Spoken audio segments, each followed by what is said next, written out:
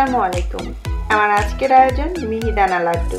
চলুন ঝটপট বানিয়ে নেওয়া যাক এই মজাদার মিষ্টিটি। প্রথমে আমরা মিহিদানার জন্য ব্যাটারটা তৈরি করব। এজন্য একটা বাটিতে আমি 2 কাপ বেসন এইভাবে চালনি দিয়ে চেলে নিয়েছি। এতে করে বেসনের লাম্পসগুলো ভেঙে যায় এবং এটা গুলতে সুবিধা হয়। তবে আপনি চাইলে এক বিটারের সাহায্যে এভাবে নেড়েও এটা লাম্পস ভেঙে দিতে পারেন, তবে চেলে নিলে এর রেজাল্টটা বেশি ভালো পাওয়া যায়। এখন নরমাল পানি দিয়ে অল্প অল্প করে এটাকে একটা পাতলা ব্যাটার তৈরি করতে হবে। বেসন আর পানির যে রেশিওটা হবে, 2 কাপ বেসনের জন্য আপনাকে 1.25 কাপ পানি নিতে হবে। তার মানে আমাদের এই ব্যাটারটা বেশ পাতলা হবে।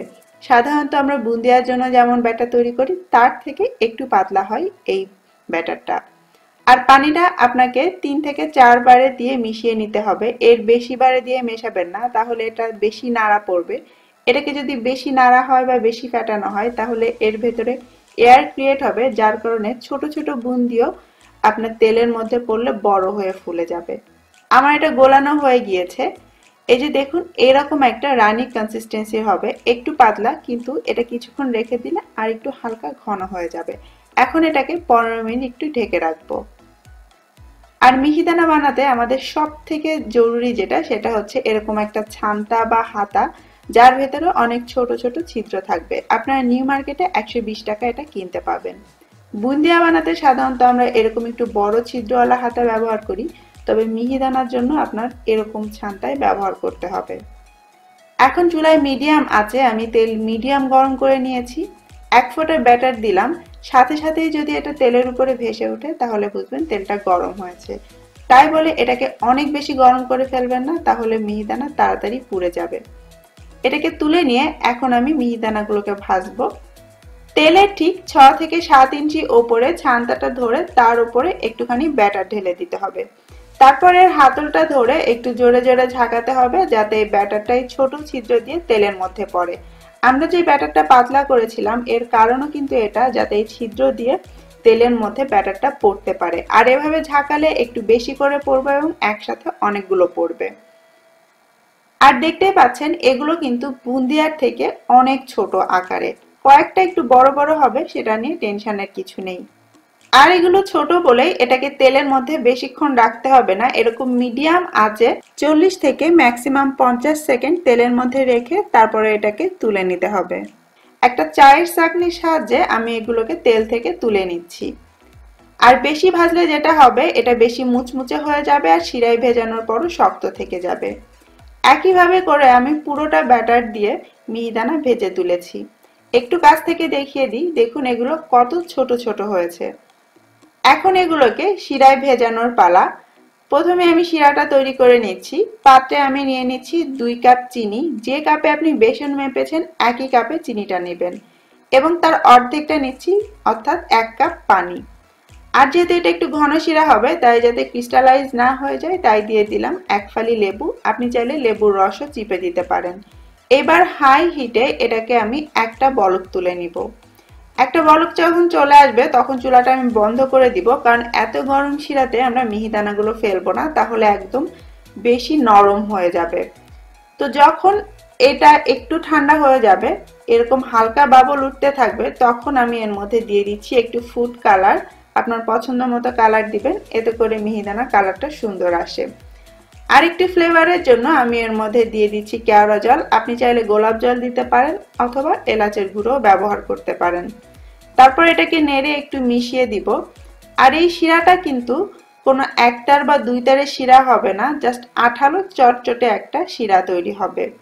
এইবার এই গরম শিরার মধ্যে আমি সেই ভেজে রাখা মিহিদানাগুলো ঢেলে দিচ্ছি। সবটুকুন মিহিদানা দিয়ে তারপর শিরার সঙ্গে এটাকে একটু নেড়ে মিশিয়ে দিতে হবে। আর এগুলোকে শিরার মধ্যে ডুবিয়ে দিতে হবে। আপনি যে কাপে বেসন মেপেছেন সেই একই কাপে চিনি পানি মাপলে এর মাপটা একদম ঠিকঠাক মতো হবে। এটাকে নেড়ে আমি মিশিয়ে দিব। তারপর এটাকে আমি ঢেকে দিব এবং চুলার আঁচটা একদম লো করে আমি জাল দিব 10 মিনিট। আমার চুলার সর্বোচ্চ তাপ 9, আমি একে দিয়ে এটাকে 10 মিনিট রাখবো। 10 মিনিট পরে আমি একবার এটাকে উল্টে পাল্টে নেড়ে দিয়ে তারপর আবারও ঢেকে 1 ঘন্টার জন্য রেখে দিব। ফিরে এলাম 1 ঘন্টা পরে। ঢাকনাটা আমি সরিয়ে নিচ্ছি। এবারে আমি এগুলোকে একসঙ্গে একটু মিশিয়ে নিচ্ছি। দেখতেই পাচ্ছেন পুরোটা শিরা এই মিহিদানা টেনে নিয়েছে আর কত সুন্দর দেখতেও হয়েছে।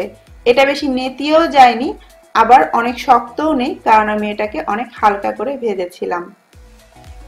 মিহিদানাটা আমি একটা বাটিতে ঢেলে নিয়েছি। এখন আমি এর মধ্যে মেশাচ্ছি একটু কাঠবাদাম কুচি আর পেস্তা কুচি। এটা একেবারেই অপশনাল, আপনি যদি বাদাম কুচি না দিতে চান তাহলে বাদ দিতে পারেন, অথবা এর মধ্যে মাওয়াও দিতে পারেন। তারপর আমি একসঙ্গে এগুলোকে মিশিয়ে নিচ্ছি। লাড্ডুর মধ্যে আপনার পছন্দ অনুযায়ী যে কোনো ধরনের ড্রাই ফ্রুটস অ্যাড করা যাবে। আমি আজকে বাদাম দিয়ে করছি, আপনি আপনার পছন্দটা মতো অ্যাড করতে পারেন। মেশানো হয়ে গিয়েছে, এবার লাড্ডু বানানোর পালা। যেমনটা সাইজ আপনি বানাতে চান সেরকমটা হাতের মুঠোর মধ্যে একটু নিতে হবে। প্রথমে এটাকে গোল শেপ না দিয়ে হাতের মুঠোয় আগে ভালো করে চেপে এটাকে টাইট করে নিতে হবে, না হলে কিন্তু পরে এটা খুলে যেতে পারে। এই যে দেখছেন আমি এভাবে চেপে চেপে এটাকে একটু টাইট করে নিয়ে তারপরে এইভাবে এটাকে গোল করে নিলাম। আর এভাবে করলে পরে এটা মোটেও খুলে যাবে না। এবার আমি এটাকে একটা পেপার কাপের উপর বসিয়ে দিচ্ছি। এটা অপশনাল, চাইলে দিতে পারেন, দেখতে সুন্দর লাগে। সাধারণত দোকানে এভাবে সাজানো থাকে। আর ওপরে আমি একটু এইভাবে করে বাদাম দিয়ে সাজিয়ে দিচ্ছি। আপনারা চাইলে কিন্তু সিলভার যে পরত পাওয়া যায় সেটাও এর উপরে দিয়ে সাজাতে পারেন। এখন আর কি এইভাবে অল্প অল্প করে নিয়ে ছোট ছোট করে আমি লাড্ডু বানিয়ে নিব এই পুরোটা মিহিদানা দিয়ে।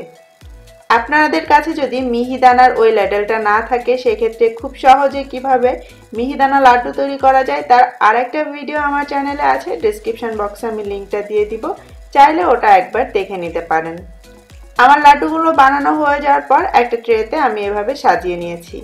দেখলেন তো কত সহজেই ঝটপট তৈরি হয়ে গেল মিহিদানা লাড্ডু।